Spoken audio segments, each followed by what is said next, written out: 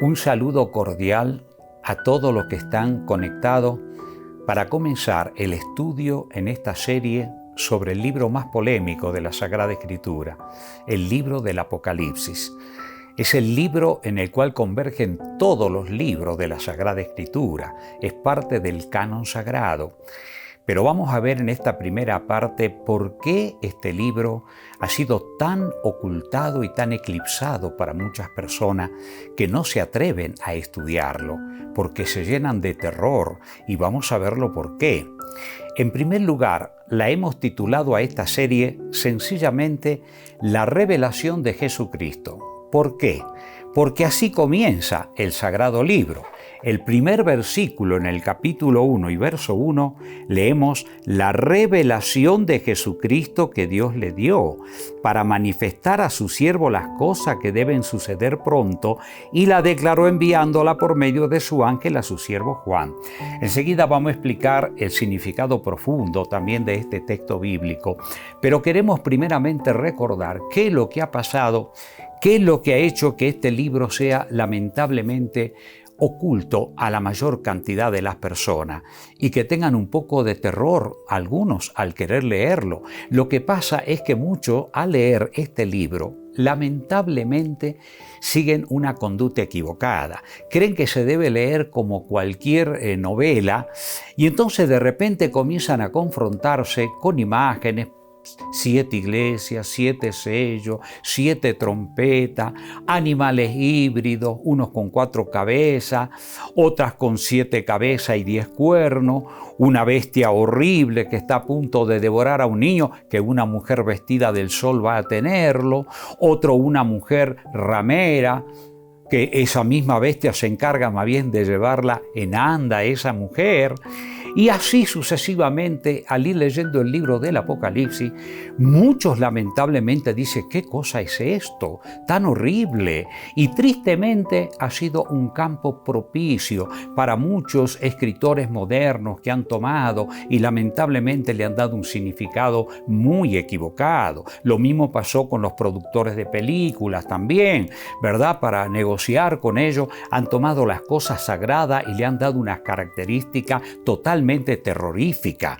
Hoy en día, todos los días casi, en las pantallas televisivas, al ver un cuadro de destrucción en el mundo, sean por inundación, sean por tornados horribles, sean por calamidades que vienen sobre la tierra donde ciudades enteras son devastadas, la mayor parte de los periodistas al anunciar esto dice es apocalíptico, es apocalíptico, es apocalíptico.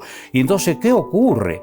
Toda la gente piensa que Apocalipsis es un libro de esas características, y entonces piensan y dicen, la pucha, con tantos problemas que estoy, angustias pasando por problemas X de salud o de familia o de trabajo, de algún aspecto, dice, ¿cómo me voy a poner un libro que me altere mi estado anímico y demás? Qué triste. Qué triste que hayan tomado las cosas sagradas. En este libro vamos a ver que Dios en su amor y misericordia ha revelado justamente todo lo que iba a ocurrir en la tierra después que el Señor Jesucristo ascendió en gloria.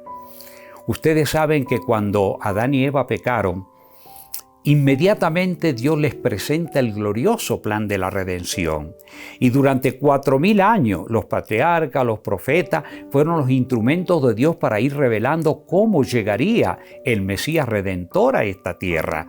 Y cuando el Señor Jesucristo llegó a esta tierra, por supuesto, la mayor parte no lo quiso aceptar. El pueblo hebreo, a quien Dios lo hizo depositario de todas las verdades sagradas para que ellos la comuniquen al mundo, inclusive las grandes profecías mesiánicas, pero ellos tristemente negaron al Mesías Redentor.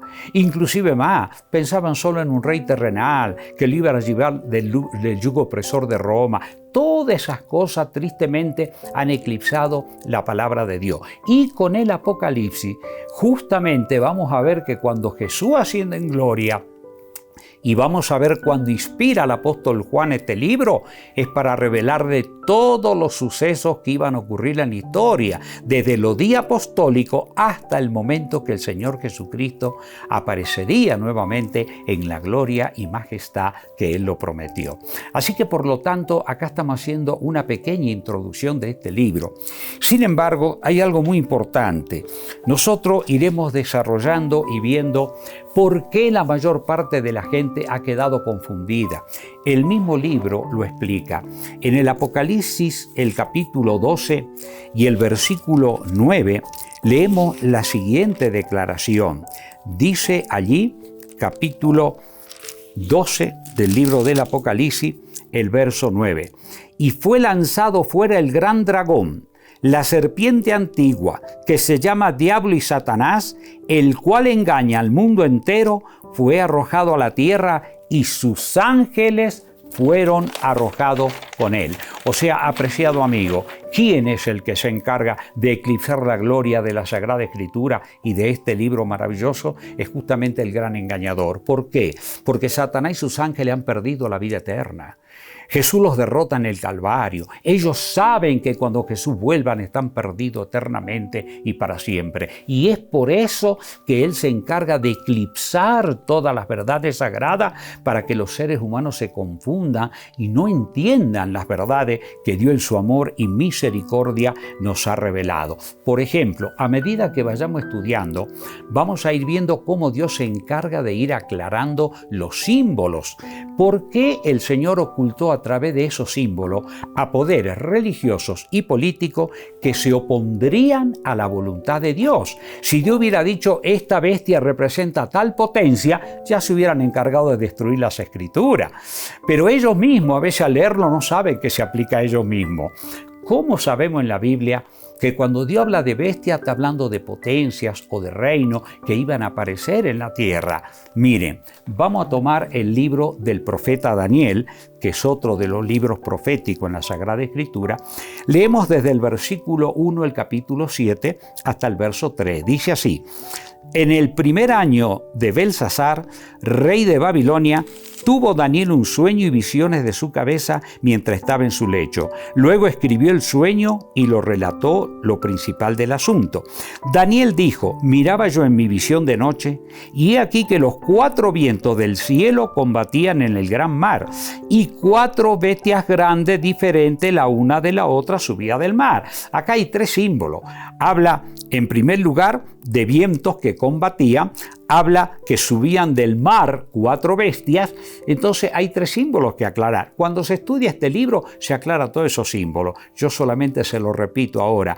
2 de ellos. Cuando se habla de mar o de agua, se habla de pueblos, muchedumbres, naciones y lenguas. Lo vamos a ver también cuando estudiemos Apocalipsis aparte.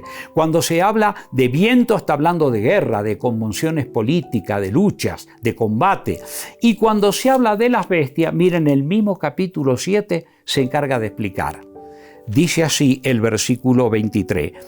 Dijo así: la 4ª bestia será un 4º reino en la tierra, el cual será diferente de los otros reinos, y a toda la tierra devorará, trillará y despedazará. ¿Se dan cuenta? La Biblia se encarga de aclarar que cuando Dios pone símbolo de bestia, se está recibiendo a potencia. Bueno, cuando se estudia este capítulo de Daniel, la primera bestia, que era un león, representaba a Babilonia. La segunda bestia, que era un oso, representaba a los medo-persas. La tercera, que era un leopardo con 4 cabezas, el imperio de Grecia. Y esta bestia espantosa y terrible representaba a Roma. Así que prácticamente Dios se encarga de ir explicando en forma maravillosa todos los símbolos. ¿Cómo se deben estudiar las profecías? Jesús, nuestro modelo. Porque Jesús es el personaje central en todas las Escrituras, y en el Apocalipsis, en cada capítulo, aparece Jesús, es el personaje central allí. Y el Señor Jesucristo le explica a los apóstoles, después que Él resucita de los muertos, Ellos no entendían todavía. Y entonces el Señor Jesucristo les dice allí en el verso 25 del capítulo 24 del Evangelio de Lucas lo siguiente. Entonces les dijo: oh insensato y tardos de corazón, para creer todo lo que los profetas han dicho. ¿No era necesario que el Cristo padeciera estas cosas y que entrara en su gloria? Y comenzando desde Moisés y siguiendo de todos los profetas, le declaraba en todas las Escrituras lo que él decía. ¿Se dan cuenta? Él nuestro modelo nos enseñó cómo estudiar las profecías mesiánicas. Hablaban que él iba a nacer de la Virgen María, 700 años antes que nazca. Hablaba también el mismo tiempo histórico que hace Miqueas, el lugar que iba a nacer, Belén de Judea, y toda la experiencia, todo el sacrificio que él iba a sufrir, todo en las profecías mesiánicas, pero no entendían. Y entonces el Señor Jesucristo le sigue explicando a los apóstoles allí, el versículo 44, por ejemplo, y le dijo: estas son las palabras que os hablé estando aún con vosotros, que era necesario que se cumpliese todo lo que está escrito de mí en la ley de Moisés, en los profetas y en los salmos. Entonces les abrió el entendimiento para que comprendieran las Escrituras. Sí, amigo, así hay que estudiar el Apocalipsis, comparando texto con texto, versículo con versículo, pasaje con pasaje, y Dios se encarga de ir revelando. Por ejemplo, ¿cómo se deben estudiar las profecías? El apóstol Pedro, nosotros vamos a las epístolas del apóstol Pedro, la segunda carta que escribe el apóstol San Pedro, nosotros nos encontramos allí con el capítulo 1 y el verso 20 y el verso 21. Dice así la palabra de Dios: entendiendo primero esto, que ninguna profecía de la Escritura es de interpretación privada, porque nunca la profecía fue traída por voluntad humana, sino que los santos hombres de Dios hablaron siendo inspirados por el Espíritu Santo. ¿Se dan cuenta, amigos? Algunos toman la Escritura, ven un símbolo y lo quieren aplicar a cualquier cosa. No, hay que dejar que la misma Biblia se encarga de explicarlo, porque todo está inspirado por el Espíritu Santo. Y si el Espíritu Santo inspiró todos los cuadros, Él se encarga de ir explicando cómo se debe estudiar. Ahora, una pregunta muy importante: ¿quiénes pueden entender las profecías? Si volvemos al libro del profeta Daniel, nos encontramos allí con el capítulo 12, y el ángel Gabriel le está instruyendo al profeta Daniel y le dice algo muy importante y muy significativo. Versículo 10 del capítulo 12. Muchos serán limpios y emblanquecidos y purificados. Los impíos procederán impíamente y ninguno de los impíos entenderá, pero los entendidos comprenderán. Dice que ninguno de los impíos va a entender. Es decir, impío es aquella persona que no quiere saber nada de Dios, que vive una vida disoluta, degradada, o que cree que es una criatura evolucionada, no le interesa conocer a Dios. Bueno, tristemente no va a comprenderlo. Y los entendidos no es que sean personas con erudición académica, no. Aquellas personas que son humildes, sencillas, como un niño con esa fe cándida, querer aprender. Señor, enséñame, quiero saber. La Sagrada Escritura son un libro totalmente abierto y maravilloso.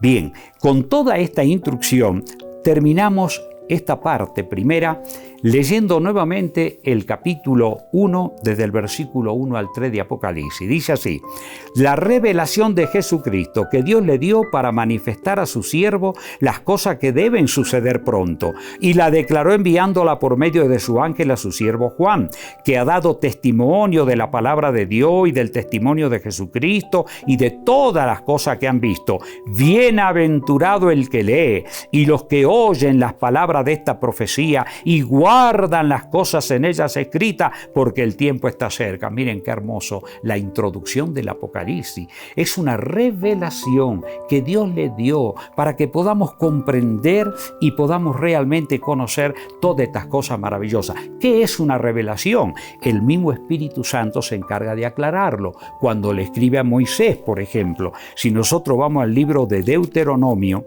el capítulo 29 de Deuteronomio, el versículo también 29, fíjense en lo que dice la palabra de Dios allí. Capítulo 29, versículo 29. Las cosas secretas pertenecen a Jehová nuestro Dios, mas las reveladas son para nosotros y para nuestros hijos para siempre, para que cumplamos toda la palabra de esta ley. ¿Qué tal? Las cosas secretas son para Dios, pero las reveladas para nosotros y para nuestros hijos. Y si el Apocalipsis me dice que es una revelación de Jesucristo, es porque es revelado. Además, es imposible que Dios prometa algo en el versículo 3. Dice, bienaventurado. La palabra bienaventurado en la Biblia equivale a la palabra feliz. No existe la palabra feliz en la Escritura. La palabra bienaventurado quiere decir felices. ¿Quién?